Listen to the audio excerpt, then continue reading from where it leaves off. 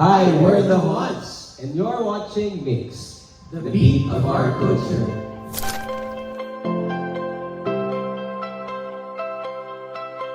Welcome back to Mix the Ones. So,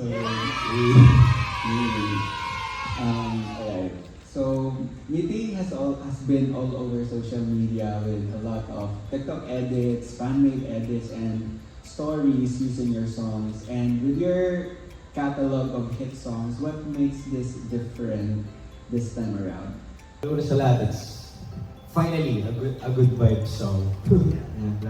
Although we have written naman a lot of songs for like sa mga in love, ganyan. But this is a song that finally reached more people than we expected. Ito yung mas light naman. This is something that they can listen to pagising nila sa umaga. If they want to feel light, they want to feel in love. So it's different from our usual Who Got Heartbreak songs. That sets Ngiti apart, I think. Right. And I think talagang napapangiti din kami every time we see TikTok contents na ginagamit nila yung Ngiti kasi we're really seeing different stories na yung Ngiti pala hindi lang siya para sa romantic side of love pero pwede rin napapangiti ka kasi you came from a very dark moment or dark times pero now you can say that you can finally smile kasi kahit pa paano nakakita ka ng glimmer of hope sa buhay mo. Yeah. Yung iba may anak na sila, tapos yun yung source of ngiti nila. Iba-iba yung kwento din, yung nakatext sa TikTok, so nakakatuwa din. Or yung iba pag nag-withdraw, ito yung pera, Payday daw. Yung mga memes din. Pag dumating yung parcel mo, di ba? Papangiti ka. So it carries many form stories from different people, different walks of life. And sabi nga nung intern ko, si Eve, na very in love daw po yung vibe ng song. So it's very different from the usual one songs. So how does it feel seeing your music being used as sa mga fan edits, na ginagawang background music, sa relationship ng iba, or sa yun nga, iba't ibang stories ng paggamit ng Ngiti. So how do you feel about that? Yan sabi ni RJ, napapangiti din talaga kami. Siyempre, iba yung feeling pagka yung ibang tao na ang gumagamit ng kanta mo para ikwento yung imagination nila, yung pagkadilulu nila, din nila, di ba, sa mga fan edits. So, nakakakilig na bukod sa nakakakilig na yung edit nila, na yung song namin yung ginagamit nila. It's a different kind of joy, I guess. Na parang nagiging part ka ng pagdidilulu nila. And if I may add to that, we are so happy kasi nagiging part kami ng journey nila. Hindi lang sa heartbreak, pero sa mga times din na in love sila or napapangiti sila sa mga certain things. And yun din talaga isa sa mga goal namin na maging, yung music namin maging best friend nila. Na masasamahan sila sa journey nila kung nasan man sila. Right. And most especially this time na nasa parang participatory culture na tayo where artists feel closer to fans to these user-generated content. So, may specific content ba using Ngiti na nag-stand out sa inyo? May mga video na parang sagot lang nila. Or parang bagong mag-jowa. Sinagot sila. Sinagot So, sila. nakakatawa kasi sinishare nila and ginagamit nila yung song. Meron din, Pang soft launch. soft launch, may mga nag-propose. Actually, recently, ayun nga, may nag-reach out sa amin na nung napakinggan niya daw yung Ngiti, naging sobrang impactful daw ng song sa kanya kasi sobrang nakarelate siya kasi may pinagdaanan sila sa relationship tapos nagkaayos sila tapos nag-propose. Nagpatulong siya sa amin.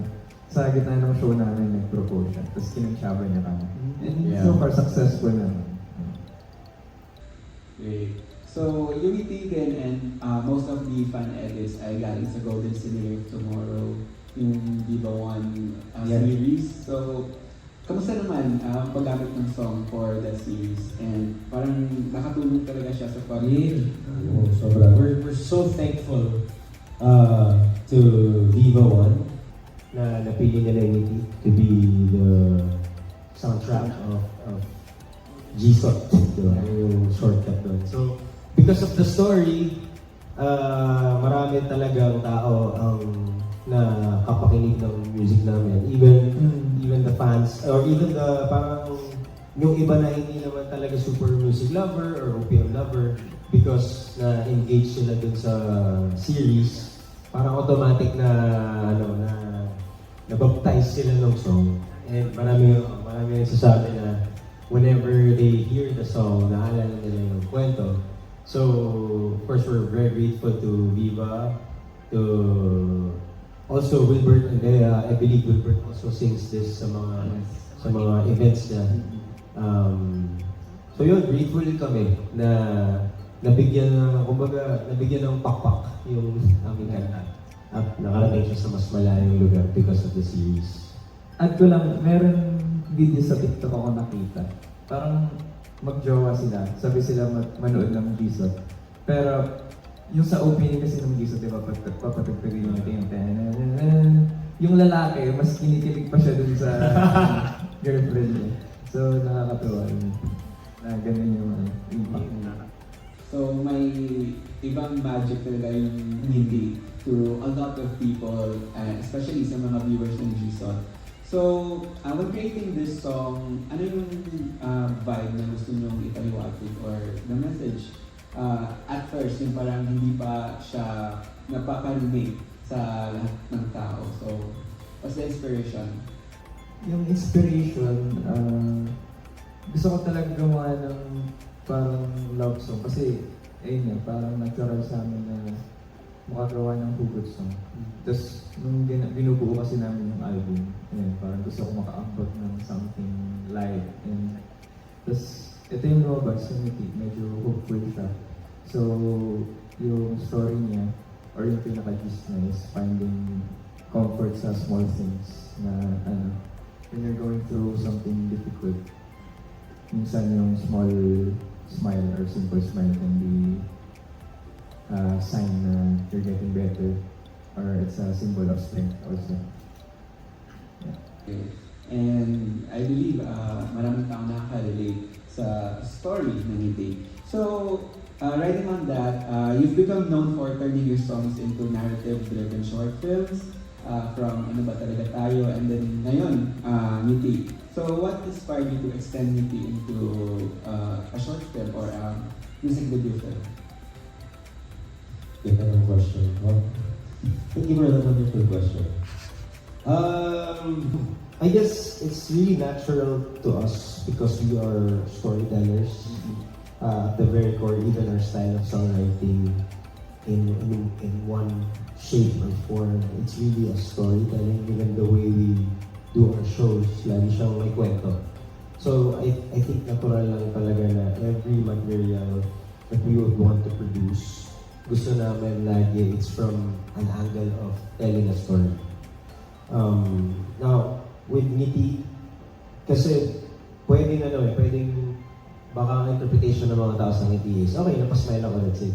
But we wanted to add more depth to the meaning of the song because lalo na sa panahon natin ngayon na hindi naman tayo tone deaf para maging naive sa nangyayari sa paligid natin. Marami tayong dahilan para malungkot, maraming dahilan para matakot, ma-anxious, mag-worry. But it is important to us that we help people find reasons to smile. So we wanted to add more depth dun sa kwento. Because the song, hindi siya yung ngiti na shallow, na napangiti ka, that's it. But mayroon, even the words would say, nakatingin sa salamin, ang dami nang nagbago sa akin, hindi na ganun kabigat, tumama na ang lahat, nakahanap na ng katapat. May pinanggalingan yung POV. Baag ko siya nakangiti. Meron siyang tinroses, may journey siyang tinahak for that person to be able to smile again. So we wanted to give justice to that, I guess, na parang hindi ito yung shallow na, okay, napangiti ngayon, let's say to forget about it tomorrow. But it's really telling people, despite of what you're going through, we need to find reasons to smile. Because that can make a world of difference, sabi nga ni Jeff sila. So, yun, I guess yun yung intent talaga na gusto namin mas bigyan ng lalim. Not just, hindi lang dahil gusto namin magpaka-deep, di ba? Pero it's really more of, mas feeling namin mag-resonate pa to sa maraming tao. Especially for those people na nararamdaman nila na, ba't ako ngingiti eh, ang dami kong dapat ikalungkot sa buhay ko, di ba? So yun, that's the hope na ganun yung maging effect ng material na ginawa namin. So it's giving more depth to the song, more story, and to have it to be more meaningful. Kumbaga. So Ngiti has Dustin and Bianca as stars of the film. How was it working with them? Oh my gosh. Saya. Very chill and very Yeah. I would say it. Oh, ayun. I would say, without exaggerating, no, it's probably one of those inspiring moments wherein you encounter artists and they give such different energy to the set na matatransform kami. So, kwento ko lang mabilis, when we got to the set, non-stop yung pagtawa namin. We were just laughing all throughout. Kahit seryoso yung mga eksena, dugo-dugo yung mga paligid namin, nasa ER kami, gano'n. Pero tawa kami ng tawa. I believe there's such a natural and an organic chemistry to the two of them. And so na-pull in kami doon sa chemistry na yun. And it was just a delight. It didn't feel like we were actually working. It felt like you met new friends. You know how you meet people and then you feel like you've known them forever? Parang gano'n. Gano'n siya sa akin. Gano'n yung amat sa akin yung dalawa na yun. tropa. Saka nung inas natin sila kung gusto nila i-take yung project, talagang hindi sila nagdalawang isip, nag-guess talaga sila. And also, I remember first take ni Bianca, may paluha siya agad. Galing nga. On the first day. And it was like, siya yung 7 AM pa lang ando na siya. Siya yung una-una sa set. Nauna pa siya sa akin. Tapos on the first take, tuloy luha. Ganun. So, Professional. binigay nila yung justice na hihingi ng kwento. Yeah. Yun din yung ma-appreciate mo sa kanila. Kasi, pinaliguan namin sila ng dugo. Alam mo yun, si Dustin, sinakay namin sa ambulansya. Sa stretcher. Sa stretcher. Alam mo yun, wala silang kaarte-arte. Parang, okay, sige, dumihan niyo pa ako. Kasi si Dustin, may eksena siya na parang na-aksidente. So, yan lagyan namin ng dugo yung mga ganyan. Tapos, malagkit kasi yung props ng dugo. Tapos, syempre sa amin may hiya na parang, sorry, sunandiyahin. Pero sila nila, game. Gusto rin talaga nilang mapaganda yung gagawin. Ito. So all in. Speaking of that, naalala ko yung sinabi ni Dustin. Gagawin ko to kasi gusto ko maging #1 song film to. Yeah. Kasi may mga intense talaga na parts eh. Pero, nung sinabi niya yan, parang nakailang takes na, tapos tinatanong namin siya, okay ko lang ba ulitin to ulit kahit medyo intense. So sabi niya, oo naman, basta sa ikakaganda ng song film. Tapos yun yan, nasabi niya na, goal natin maging #1 to. Coco Martin na siya dun sa So first time silang makatrabaho for Yes. Right. So, yung kalasan yung mga sa ERC, sa Sketcher, ano ba yung mga favorite moments mo sa set or sa MV na dapat panoorin talaga ng mga fans? I think yung eksena nilang dalawa. Kasi ang ganda talaga ng batuan nila ng linya. Oo. And yung mga plot twist, yung story, yung pinaka-video. Ako, may specific scene doon na nakita sila sa hallway. Tapos yung parang, ako kasi yung tagatulak na wheelchair ni Dusty. Tapos parang kikiligin ka din kahit pag nandun ka, parang pati ikaw makikiligin ka. Tapos yung lahat na nanonood doon sa eksena, parang nakasmile din sila lahat. So, I feel like that's one of the moments na that I know about. So may natural chemistry. Yeah. So among all your song-based films, where does Nikki sit in terms of weight or storytelling? Ano ako po? Sa harapan. I think this is our best work yet. Because yun nga, bilang artist, you are also growing, di ba? You are improving. So hopefully, this is the best material we have produced yet. Siguro pinagkaiba na to. Well, hindi naman pala pinagkaiba, pero we're proud to say the story came from us. Kami talaga nag-formulate nung the whole storyline. So it's very natural to us. Hindi siya yung parang, okay, gusto namin ng short film, gawin nyo kami. Hindi siya ganun eh. Parang, okay, this is the story, kami naglatag. Tapos, we worked with John Analo, which is also one of the most, Cinematography. Oo, ang ganda ng cinematography. Oo, syempre, ang ating going bully ngayon ay, ano na siya, filmmaker na siya. We make sure that the quality of the short film is in a way that's excellent. Kumbaga, we really make sure na maganda yung quality niya.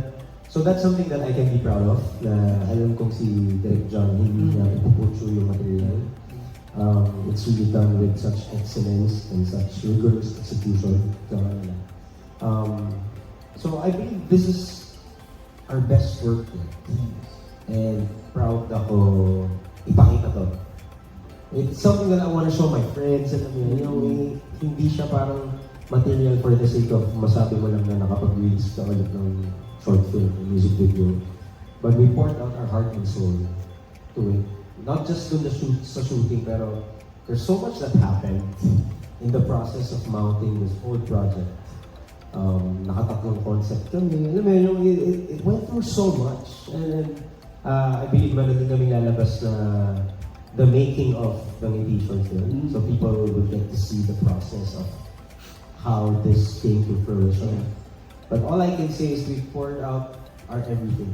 It required our everything. Literally, hindi lang talent, pati patience, pati panalangin, lahat. So resources. So, it should be our best work. It's our best short film. Great. So it's the one's best work yet. And given that, do you see your songs or your song-based films as standalone pieces or parang isa siya sa binubuo yung universe or the Juan's universe? I think it's part of who we are as a band and as a group kasi we really want our songs to tell a story and represent yung ano ba yung mga pinagdadaanan ng mga tao. And so we really want to we want to share the song in a deeper way. That's why I think it's part of who we are.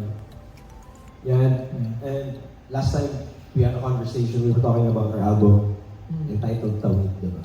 So, Ngiti is part of that universe, so to speak.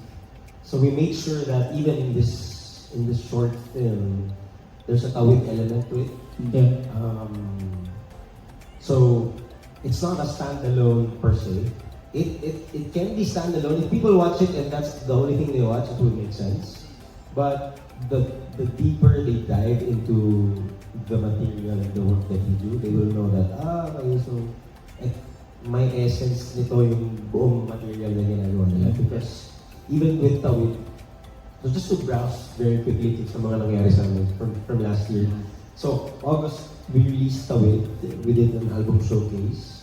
And then we toured around malls. We did a mall show. And then we went to Singapore. We brought Tawid experience there. And then we also went to the campuses. We call that the Tawid crossover. I think around 8 campuses yung nilibot namin. We brought Tawid there. So we are very intentional in the consistency of our storytelling. So this material is not divorced from that. It is actually parang the culmination of that.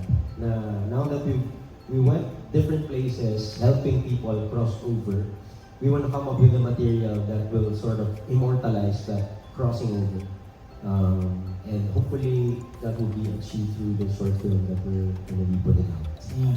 And what's more special about Nikki? Naalala ko in the early stages of the whole creation ng music video, ganyan.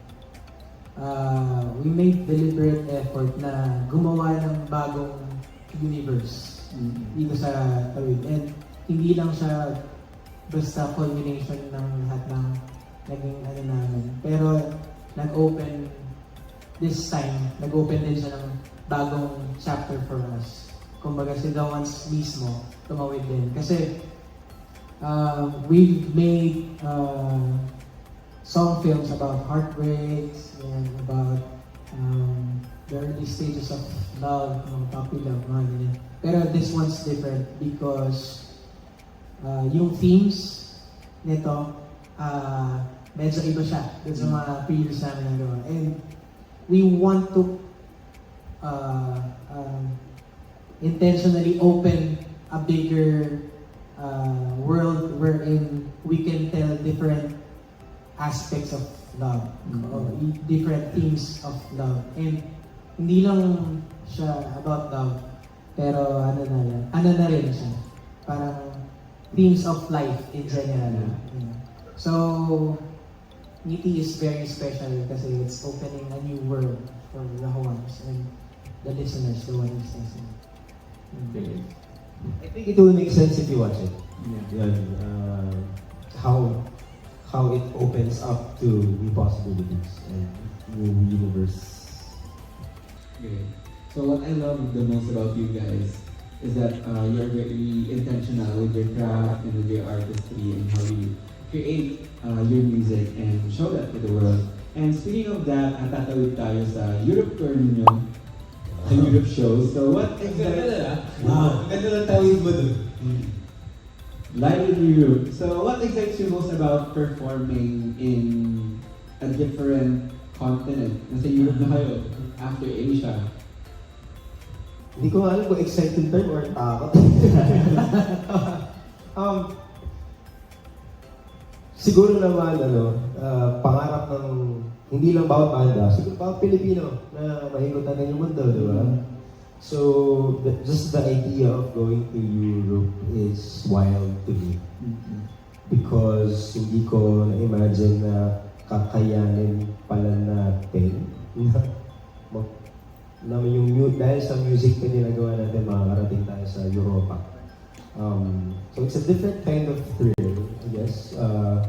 It's the kind of thrill that will make you wake up in the morning and go to work. Kasi nga, you wanna make sure we will give them our best. Excited kami ma-meet yung mga kapwa natin Pilipino doon. Malaman yung mga kwento nila. At matulungan silang makatawid sa mga pinagdadaanan nila sa buhay. Kasi di ba parang when you watch films, di ba, there's such hype towards going to Paris and things like that. So, it's I would say it's life-changing. It's like a bucket list na you get to check. Speaking of bucket list, I remember we have a vlog 2 or 3 years ago. Pero nasa kami, resort. Planning. Nagbabanding lang kami. And then, parang tinanong lang, ano ba yung mga iba niyo pang pangarap? Ano pa ba yung mga gusto niyo marating? 5 years from now. 5 years from now. Ano yung 2022 yata or 2021? 2022 sakto. 5 years sakto. Nabanggit ni Kuya Carl, gusto niya makapunta kami sa Europe. Sa mga major continents. Sa mga major continents like Europe, yung US, Canada. And then, after 5 years, nakapunta na tayo US, Canada, tapos ngayon naman Europe. So, for me, it's an answered prayer. Ang next namin, Mars, Jupiter. Then, Mercury drug. So, you manifested it, yung Europe tour ninyo. So, ayun. How do you guys prepare for this? How are you preparing for a show in Europe, will it be different preparation from your previous tours? Nagtitake na kami ng ano, French class, Francois. Ah. Spanish. All in one. Siguro isa sa mga major na application ng preparation namin is we want to put English subtitles to the lyrics that we will be singing pagdating doon. Because, hindi naman sa pagmamayabang, hindi naman. Now, we were made aware na there are also European fans who would like to see the show, and people from like other countries who would like to Europe to see the show. So, as much as we know that we are catering to our Filipino community there, meron din doon daw. So we were asked to prepare not just English songs, also although we have that, pero yung again ang English Subtitle. translation ng lyrics namin. And since usually naman sa set namin talaga, we have words up there on the screen and we're gonna have English translation. So yun yung mga isa sa mga bagay na specific to the Europe tour na we are planning to do. We're also excited to connect with the people from Europe sa mga OFW friends natin doon. So right now, apart from talking about this media, announcing it to people, we are going to create also parang a docu-vlog of the journey. Parang in the same way kung paano namin naikwento yung aming Singapore show. We're gonna bring people into the journey of how we prepare here in the Philippines, going to Europe and then touring dun sa locations na pag-perform na namin. So yeah, we wanna bring people in as early as we can. Yung pag-promote pa lang. So it starts today actually na we're shooting and creating content around it. Yeah. Right. So from Asia, North America, and then Europe. So it's safe to say that you guys are going global. What kind of stories are we expecting to hear next for the months? It's tempting to say, it's gonna be something different, it's gonna be wild, but I feel like we will just always connect to our personal experiences. So, ako, sigurado ako na as we go to new places, we will encounter new stories, we will have new experiences, and you can be sure that we will be open enough to share that. Just a little bit of insight. When we did our Singapore show, even artists, even yung mga institutional artists went up to me and said, you know, you're very brave to tell people about what happened in Singapore because I spoke about how we struggled through the ticket sales and someone told me, nangyayari yan sa mga artists pero they don't talk about it. So how come you did? Like it took so much courage for you to say that. Right? But I guess that's our commitment to storytelling. So we're not gonna be inventing stories. I feel like as we walk through this life, it's normal for us to encounter things that are worth sharing. And yun yung may expect ng tao sa amin. Na hindi kami magiging madamot sa mga kwento na ma-encounter. Dahil kung wala naman din yung support nila, hindi naman namin mararanasan yung mga kwento na yun. So, to answer the question, what they can expect from us is a level of transparency, a level of openness, that we will let them in to what's happening in our lives. And hopefully that story is interesting enough for them. Great. And that's very realistic. Authentic and genuine stories. The ones are yet to make up for the Juanistas out there. So, at this time, we're gonna play Mixed Recess. Uy, okay. So,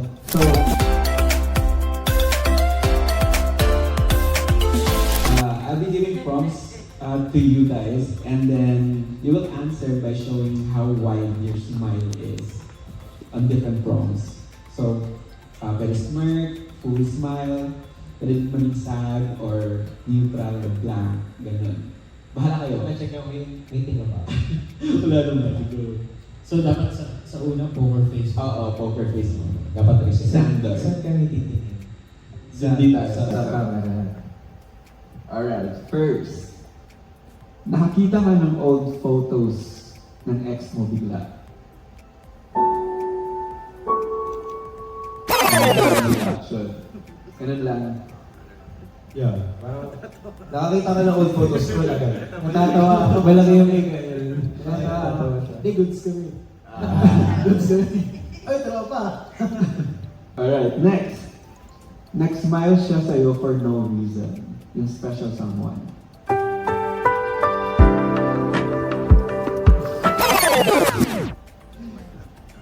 Konting ka na. Hindi siya. Pakipot ka pa eh. Kasi sabi mo no reason eh. Oo. Gusto kong umiti siya ng may reason. At ako yung reason. Tama. So for technical. Alright, next one. First time yung marinig ang ngiti after recording.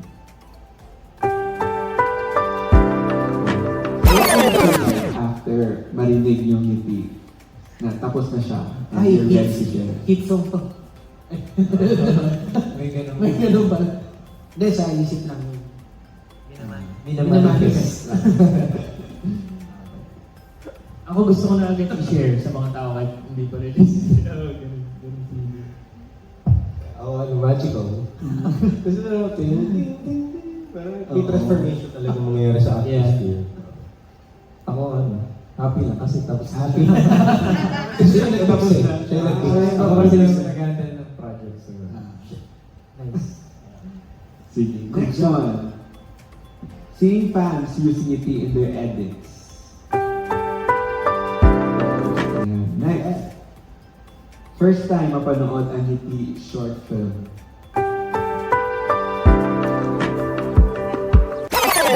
Ano na reaction ni RJ? Mind-blowing kasi. Kaya panoorin nyo yun, guys. Yun. Next, bigla siyang nag-reply after mo mag-move on. Nagtaka din. Right. Next one. Na-realize mong siya pa rin yung dahilan ng ngiti mo.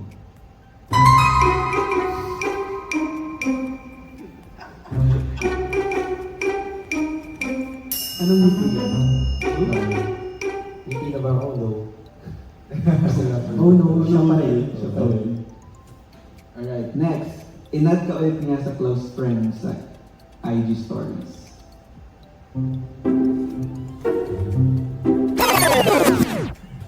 Nabasa mo yung subtitle ko ba? Oo.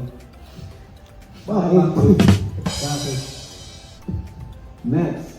Fan na umiiyak habang pinapakinggan ng ngiti. Sino man ang nangyayaan?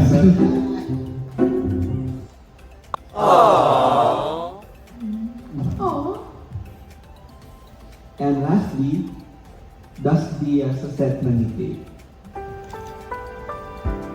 Mas tagal pa eh. Alright, ayan, thank you for this with the ones. And invite Gen Mix to stream your song and watch the short film. What's up mga ka-Gen Mix? Iniimbita namin kayo to watch the song film of Ngiti starring Dustin and Bianca. And also, pagkatas nyo panoorin yung song film, pakinggan nyo na rin yung Ngiti para naman mapangiti namin kayo. yes, out na yan sa April 25.